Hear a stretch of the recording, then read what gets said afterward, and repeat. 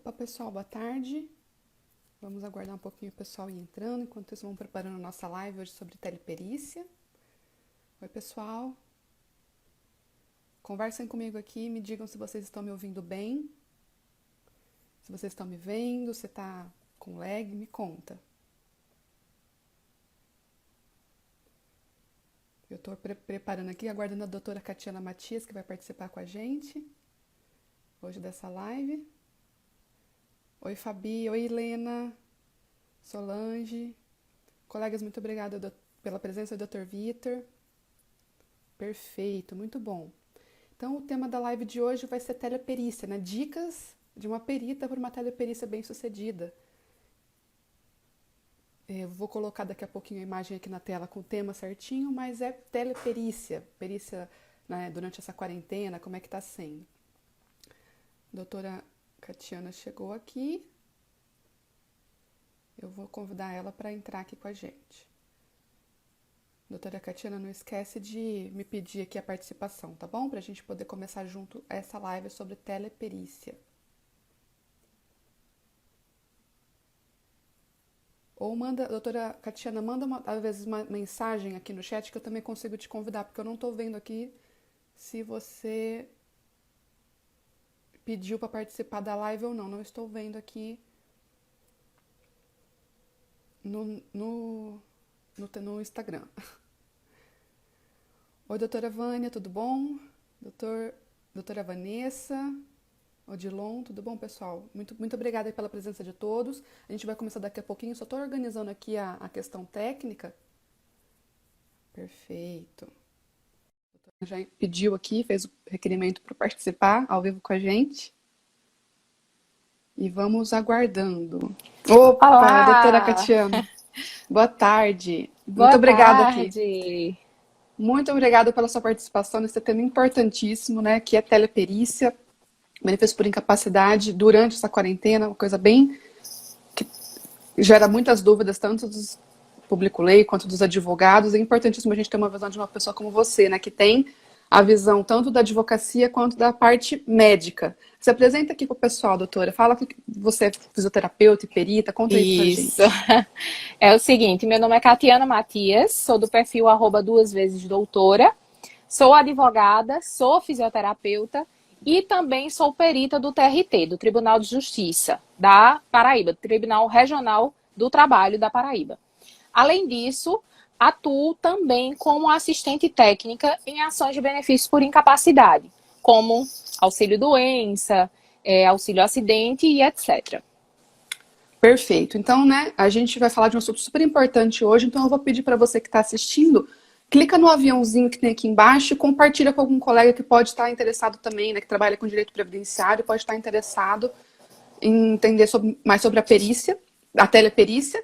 Dá coraçãozinho aqui pra gente, para o Instagram saber que vocês estão gostando e espalhar isso daí para mais pessoas assistirem e também para estimular a gente a fazer mais lives. E se você tiver dúvida, por favor, envie sua pergunta no quadradinho com um ponto de interrogação, porque fica mais fácil para a gente responder. A gente vai responder também se tiver pergunta no chat, mas às vezes vai perder, às vezes a gente não consegue ver. E estando a perguntinha lá na interrogaçãozinho, fica bem mais fácil para a gente.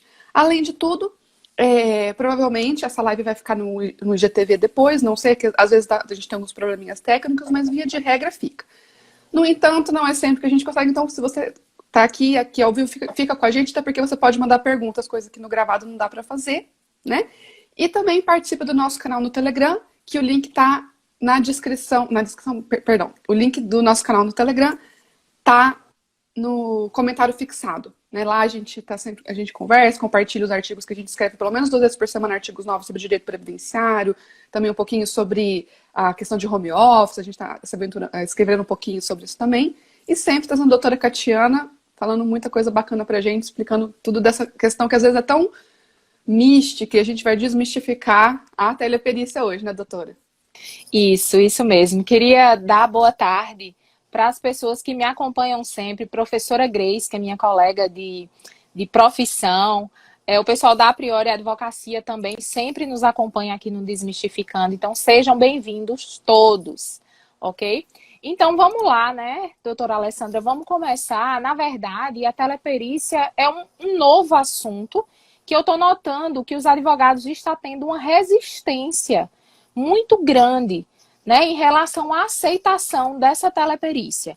Mas o que é, né? Vou começar com... O que é a teleperícia? Vamos começar. A teleperícia é uma perícia virtual. A gente se deparou com essa pandemia e teve que se adequar a audiências virtuais. Então, a gente também vai ter que se adequar a uma perícia virtual. E como é que funciona essa teleperícia? Vai ser do mesmo jeito, pelo WhatsApp, pela chamada de vídeo do WhatsApp. Tanto o cliente quanto o assistente técnico, caso você tenha, e também o perito médico, ok? E essa resolução de teleperícia foi criada pelo Conselho Nacional de Justiça, é a resolução 317. Foi normatizado pelo Conselho Nacional de Justiça, agora há pouco. Só que existem também diversos embates quanto a essa resolução. O Conselho Federal de Medicina, por exemplo, ela vedou a teleperícia, ela aceitou a telemedicina, a teleconsulta, mas vedou a teleperícia. Então, existem diversas divergências. O Conselho Federal de Medicina vetou, mas isso foi antes ou depois da resolução do CNJ? Não, isso foi antes. É a resolução número 3 do Conselho Federal de Medicina, ok? E depois certo. O CNJ realizou a resolução número 317. A gente tem que ter a consciência de que a gente está passando por uma fase singular, né, na nossa história, que não, evidentemente, uma teleperícia não é o ideal. O ideal é o médico consultar o paciente pessoalmente, mas também não é o ideal não ser realizada nenhuma perícia, a pessoa ficar à mercê da própria sorte sem o benefício por incapacidade. Então, a gente está aqui encontrando o meio termo, né? A gente espera Isso, doutora Alessandra. Inclusive, já foi comentado por juízes federais que existem mais de 1.000 processos parados mais de 1 milhão, mais de 1 milhão de processos parados em benefícios por incapacidade. Então, assim, para acelerar, né, nessa época de pandemia, o que a gente tem que fazer é usar nossos meios virtuais. E antes da gente continuar com a teleperícia, vamos falar um pouquinho da perícia, da teleperícia do INSS. Parece que não é o mesmo nome. É teleperícia? Como que é o nome correto? É o seguinte, a perícia administrativa no INSS a gente está chamando de perícia remota, ok? Entendi. Não de teleperícia. Por quê? É uma perícia indireta, é por meio de documentação, só a documentação. Ou seja, você vai pedir aquela antecipação do benefício do seu cliente, o auxílio doença do seu cliente, e vai anexar um atestado em conformidade com o que foi pedido, que é chamado também perícia de conformidade, ok? Então, esse atestado tem que estar com 4 critérios, e, assim, critérios minuciosamente corretos, que são o CID da doença. Tomar cuidado, doutora Alessandra, que muitos advogados estão colocando qualquer CID ou atestados sem CID. Está sendo indeferido, ok? Qualquer então, CID ou sem CID, indefere. Isso. Porque assim, às vezes eu fiz, vamos dar um exemplo. Eu fiz uma cirurgia de coluna, ok? Fiz a cirurgia de coluna e o meu médico não coloca que eu fiz o CID de coluna, que vamos dizer é M51.5. Ele coloca convalescência, ou então cirurgiada, um CID genérico, um CID geral. Então, não dá para colocar esses CIDs gerais, pessoal. A gente tem que observar isso. Senão, pode ser indeferido. Nessa perícia de conformidade, que é a perícia administrativa. Isso, a perícia administrativa do INSS. Ok? Então, só para a gente deixar claro aqui, não é teleperícia, é perícia remota, é só por documentos. Não tem WhatsApp, não tem nenhum tipo de comunicação de vídeo na perícia administrativa. Não, só tem realmente a conformidade com o atestado, que é também chamada de perícia de conformidade. Beleza. Então, antes da gente continuar, só lembrando, pessoal, por favor, mandem suas perguntas no quadradinho aqui embaixo, tipo, onde você faz o comentário. Do lado tem um quadradinho com ponto de interrogação dentro. Manda pergunta por lá, porque aí, conforme a gente for adiantando na matéria, a gente vai lendo as perguntas. Que nem doutor Afonso... Foi o doutor Afonso? Cadê? Eu já não tô mais achando. Tinha uma pergunta aqui. já não consigo mais enxergar. Por que acontece? O fundo claro, com a letra clara aqui que aparece no Instagram, fica difícil de ler, às vezes a gente se perde. Ó, o Dr. Magno perguntou, pode colocar o CIF? Pode, mas tem que colocar o CID também. O CIF é o quê? A Classificação Internacional de Funcionalidade, que complementa o CID, ok? Não coloque só a CIF, não coloque. Tem que colocar o CID. Além disso, olá, Caco Bastos. Além disso, também tem que ter um atestado de forma legível, ok? Primeira conformidade, a questão do CID, que tem que ser específico. Segunda, o atestado tem que estar legível, ok? Não aqueles atestados que a gente costuma até ver por aí e tentar decifrar, ok? Parece que você está lendo aquelas línguas egípcias, né? Não consegue nem... Isso mesmo. Você recebe muito disso, chinês. doutora? Me ajuda a traduzir aqui. Você recebe muito desses... Muito. No WhatsApp, assim, demais. Demais. Então não pode Recebo muito. Não pode, ok? Outra questão também muito importante é o tempo de afastamento. Nesse atestado de perícia de conformidade, que é essa perícia do INSS, tem que ter o tempo estimado de afastamento, a DCB, a data de cessação do benefício. Ou seja, se o tempo de afastamento for tempo indeterminado, ou se for 15 dias, o INSS, primeiro, pode indeferir, porque na portaria só tem falando da antecipação de 3 meses, ok? Então, o ideal é que você pegue, ou então instrua seu cliente a pegar com o médico assistente um atestado com mais de 3 meses, ok? Porque por tempo indeterminado é a maior causa de indeferimento que nós estamos tendo no momento, ok? Então, prestem atenção nessa questão do tempo indeterminado. Então, isso é muito só importante, na perícia de conformidade. Que, de preferência, mais de 3 meses tem que ser esse tempo. E nunca por tempo determinado, que já é quase certeza de um deferimento. Isso. Quando é deferido, o perito leva em consideração a patologia. Mas é muito difícil. Geralmente estão indeferidos. Ok? Certo. E qual seria o quarto requisito? O quarto requisito, doutora Alessandra, é justamente o nome do CRM do médico. O nome e o CRM. Porque muitos médicos atendem por cooperativas. Então, não pode ter números de cooperativas. Tem que ter realmente o CRM. E, às vezes, a gente pega, assim, vê um número e diz, é o CRM, né? Então, vou colocar. Então, a gente também tem que prestar atenção nisso, que também está sendo motivo de indeferimento no INSS.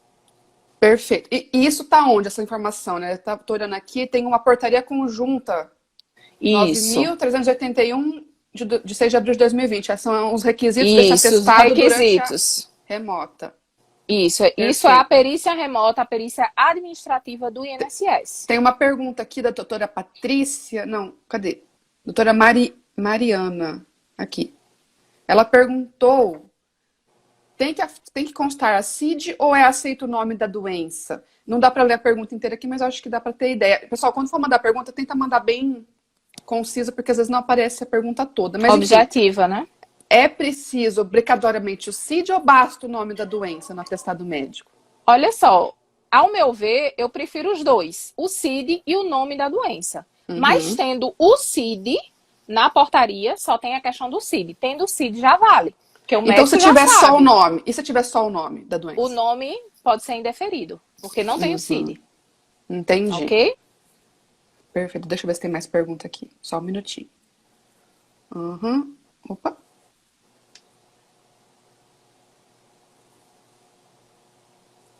A doutora Patrícia perguntou, foi negada a perícia do meu cliente. Recurso? Ela deve fazer um recurso ou pegar novo atestado?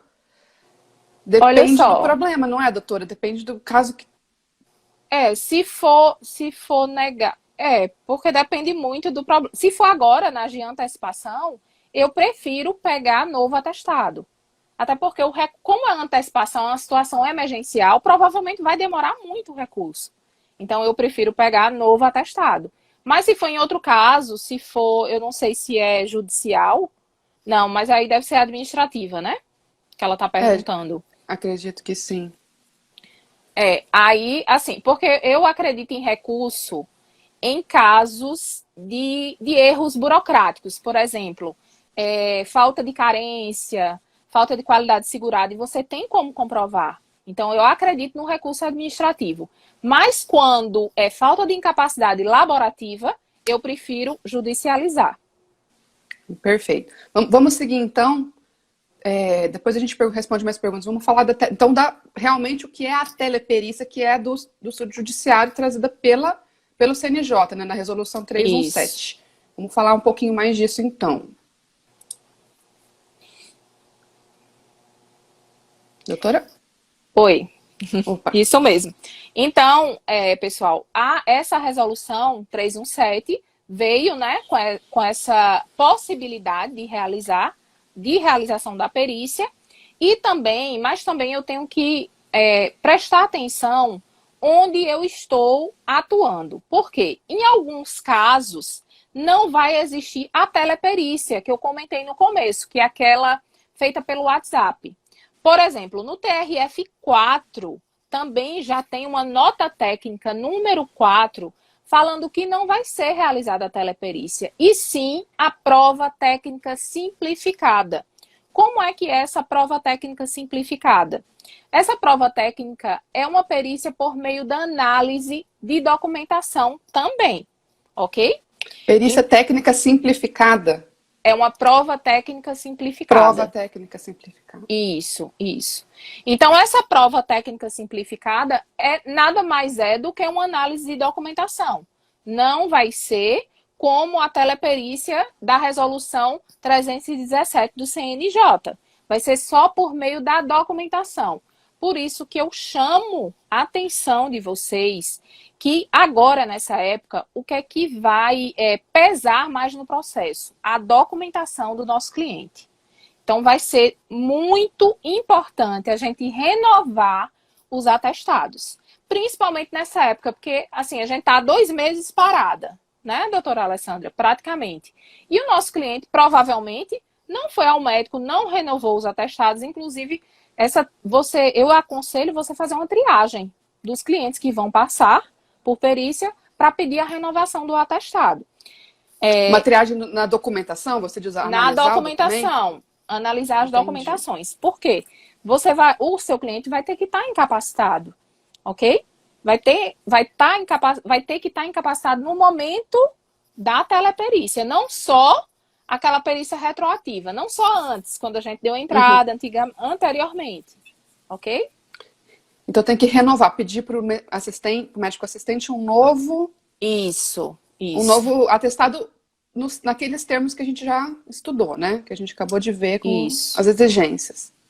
Isso. Perfeito. Então, nós advogados, por exemplo, aqui na Paraíba, a gente já fui intimada diversos processos para a realização da teleperícia. No TRF4 já é diferente, já é uma prova técnica simplificada. Uma perguntinha rapidinho. Então, essa prova técnica simplificada está me parecendo ser bastante igual à administrativa, né? Isso, bem semelhante. Muito parecido. Mas, nessa prova técnica simplificada, não tem aqueles requisitos que a gente já falou no começo, ok? Só tem a questão da documentação em si, né? Da prova, do emaranhado de provas, tá? Então, é importante a gente ver qual é a necessidade da nossa região, o que é que está acontecendo na nossa região, dependendo. Inclusive, teve um colega que falou até essa semana para mim que chegou uma intimação falando que se ele não realizar a teleperícia, ou a perícia foi insuficiente, ele vai poder realizar uma perícia presencial. Chegou uma intimação para ele assim. Então, de qualquer forma, na resolução 300... Essa perícia presencial seria agora ou no futuro? Depois, no futuro. Mas isso também, doutora Alessandra, está descrito na resolução 317, parágrafo 2. Está falando que, se, por exemplo, eu levo o meu cliente à teleperícia, levo para o escritório, faço a teleperícia lá com ele, e o médico não achar uma solução, não achar que ele conseguiu fazer o exame físico de uma forma eficaz, o perito não precisa dar o seu parecer. Ele pode emitir um parecer dizendo que a perícia não foi conclusiva e a partir daí passar para uma perícia presencial, quando tudo melhorar, né? Então, Entendi. isso aí está previsto na resolução 317, parágrafo 2º, ok? Perfeito, perfeito. Antes da gente continuar, tem bastante pergunta aqui. Tô bem feliz. O pessoal tá usando bastante a caixinha com as perguntas. Tá, tem bastante. Deixa eu ver aqui o que a gente pode. Uhum. Essa pergunta é muito bacana, da doutora Lucineia. O advogado pode acompanhar a teleperícia? Poderia fazer Olha uma só, chamada de WhatsApp com o advogado, o médico, o paciente? olha só, eles estão deixando, né, o assistente técnico participar da perícia, mas o advogado ainda não. Eu acredito que vamos aguardar até o posicionamento da OAB sobre isso. A gente está participando de debates e vários advogados querem participar, que não têm condições de arcar com um assistente técnico.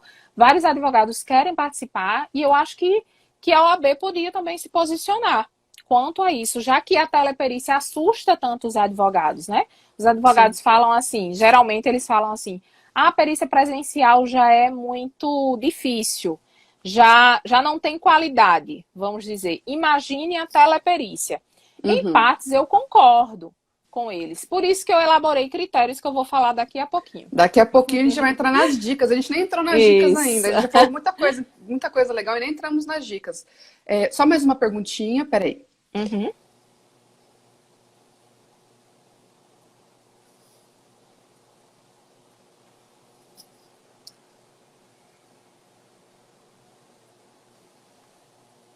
Enquanto isso, eu vou respondendo aqui. Doutor Fagundes Costa.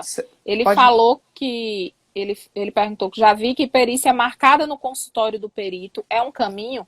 Em alguns lugares, doutor Fagundes, alguns médicos estão fazendo em alguns consultórios. Aqui mesmo eu já fui para 2 perícias em consultórios médicos. Mas a partir de agora, essa semana, a gente está vivendo uma semana delicada. Então, essa clínica que eu participei fechou. No momento está fechada. Uhum. Então, a gente tem que se adequar, né? Eu acho que quem tem fome tem pressa, né? Como É dizem. verdade. Quem tem fome tem pressa. Então, a gente tem que ver o melhor para o nosso cliente e para nós também. Perfeito. Mais uma perguntinha, daqui a pouco a gente vai continuar o conteúdo. Então, doutora Cristiane perguntou: para pedido de prorrogação do benefício é o mesmo procedimento? Não, você tem que pedir a prorrogação, ok? E eles, geralmente, o INSS está até prorrogando de forma automática, em alguns casos. Mas, para se garantir, é melhor você pedir, tá? Pedir tanto no meu INSS ou pelo 135. Certo. E Então vamos. sempre, pessoal, e lembrar que em pedidos de prorrogação de restabelecimento, a gente tem que juntar sempre atestados novos. Não adianta você pedir esse pedido de prorrogação e não juntar novos atestados, novas provas que realmente o seu cliente continue incapacitado. Ok? Então, cuidado com isso. Certo. Então, antes de passar para as dicas, doutora, uma coisa que eu vi hoje cedo num grupo do professor Teodoro, a gente teve um perito se recusando a fazer a teleperícia. Eu vou ler aqui.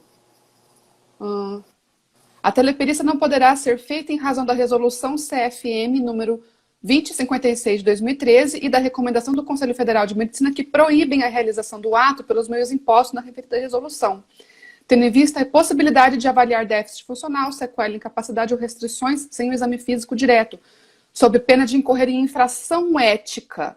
Então, os peritos estão receosos de fazer a teleperícia, receosos do CFM, né, do Conselho Federal de Medicina. Tem solução para isso? Tem sim. Olá, aluna Laís, seja bem-vinda. Tem sim, doutora Alessandra. Olha só, os peritos também estão com medo, com receio de sofrerem infrações éticas e desde o momento dessa resolução do 317 do CNJ, que lançou mais ou menos, acho que uma briga, né, em grupos de WhatsApp, falando que, mas se o médico fizer a teleperícia, ele vai ser vai ser prejudicado disciplinarmente, mas não, pessoal.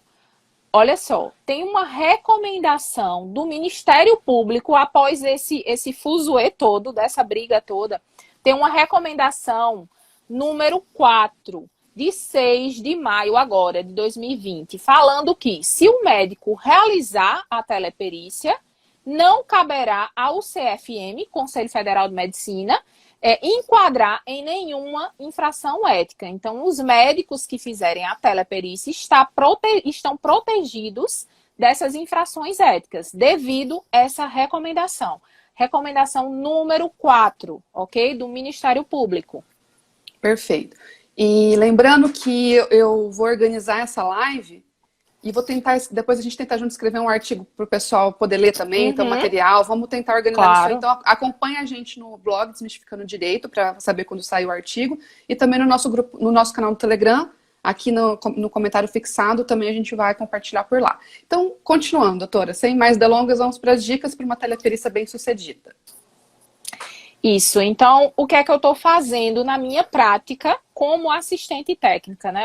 Eu vou até me eximir de falar da minha atuação como advogada. Como é que eu estou fazendo? Eu estou recebendo essas intimações e olhando caso a caso. Como é que eu faço isso, doutora Alessandra? Eu vejo a intimação do seu escritório e vejo a patologia daquele cliente. A patologia, os exames e o CID. Se aquela patologia for comprovada por meio dos exames que o meu cliente tem, ou que o seu cliente tem, que eu estaria analisando, eu aceito a teleperícia.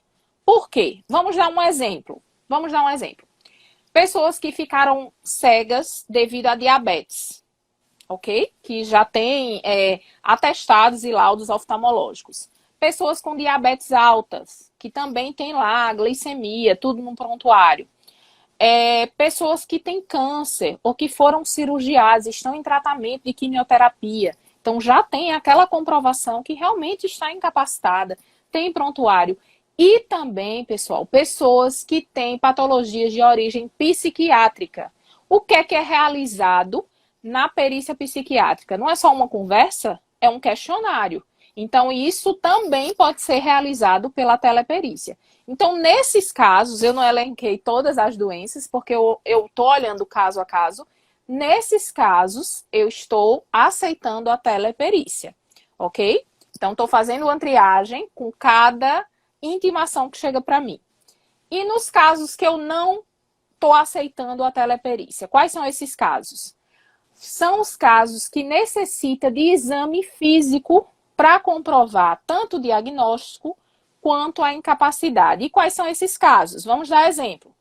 Pessoas que têm problema na coluna, que provavelmente o médico vai ter que pedir para fazer testes ortopédicos. Pessoas que têm problema no joelho, artrose, doenças reumáticas, ok? Então, todas as doenças que precedem um teste para verificação do diagnóstico e também da incapacidade, eu não estou aceitando a teleperícia.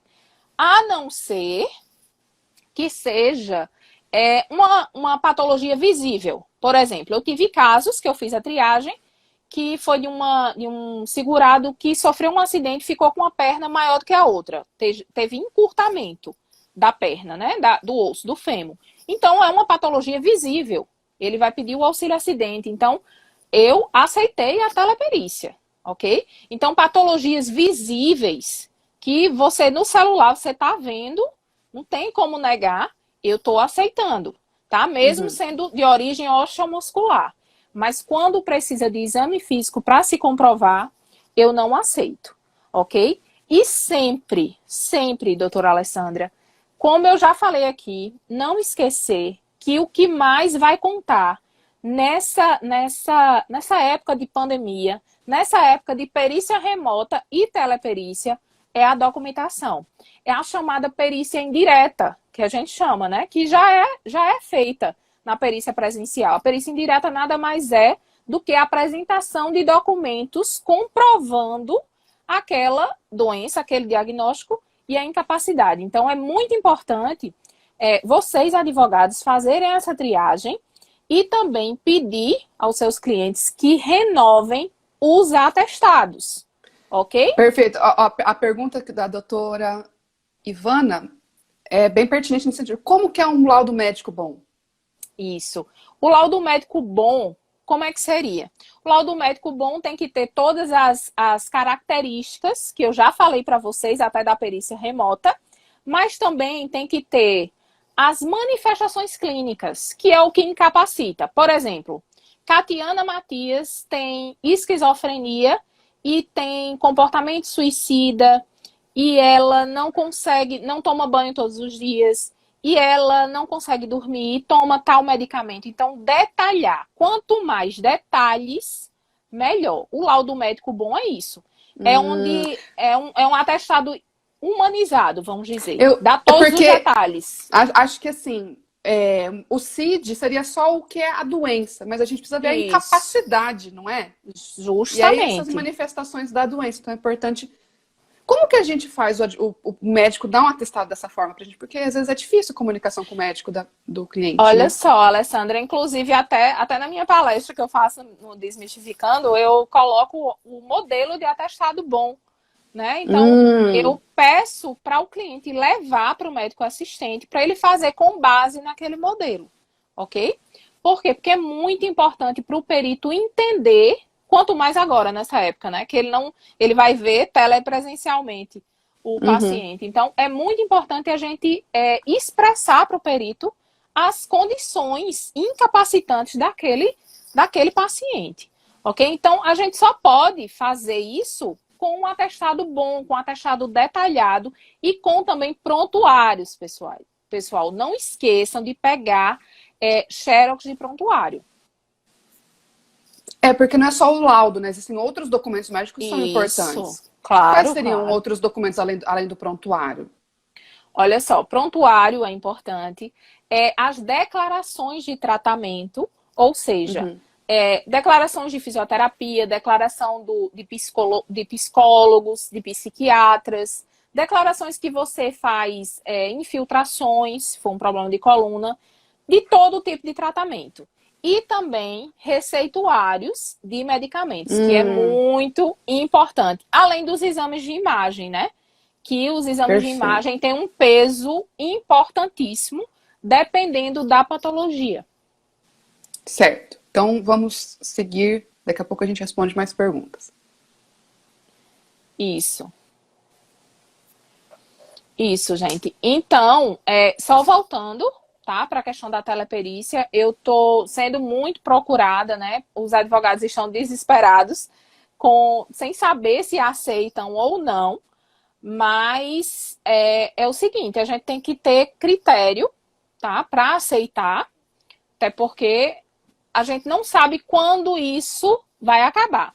Até porque saiu um estudo, doutora Alessandra, não sei até se você viu, que provavelmente as agências do INSS só vão abrir em agosto. Provavelmente.